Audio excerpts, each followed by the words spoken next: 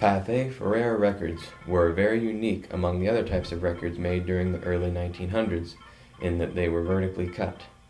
Instead of a needle, they were played using a sapphire ball, and their grooves more closely resembled those on the early 2-minute wax cylinders than on shellac 78s.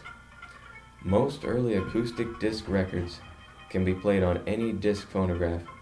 However, the only machine that could play Pathe discs was the Pathophone, which had a special reproducer, and without it, playing these recordings would be impossible.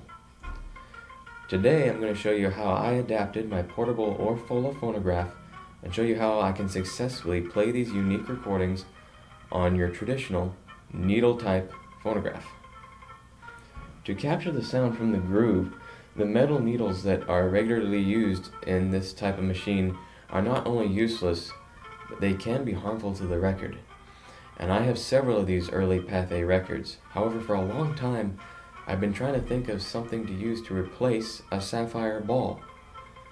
When talking about this to a friend, he lent me an empty ballpoint pen, and I discovered that not only was the ballpoint tip of 0.7 millimeters an excellent size, but the metal point fit very well in the needle chuck.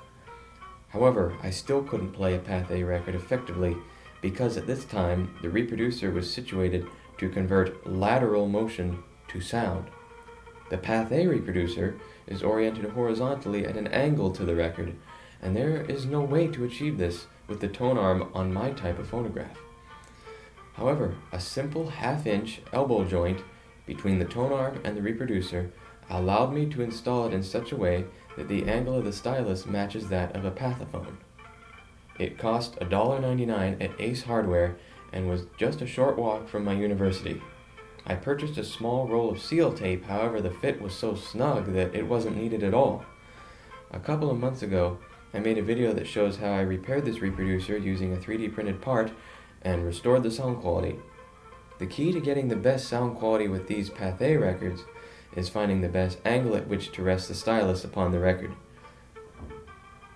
After doing this and then playing the same record several times, I have not noticed any visual change or decrease in sound quality. However, Pathe records sound best when played on original Pathophone machines like they were intended.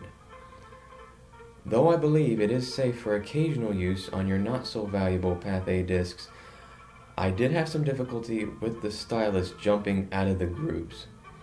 I was able to prevent this by applying a very slight amount of downward pressure on the top of the reproducer.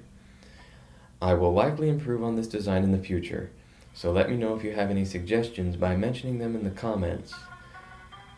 Here I am back from the hardware store testing the new setup. Beside me is the former owner of the empty pen that I used in this project.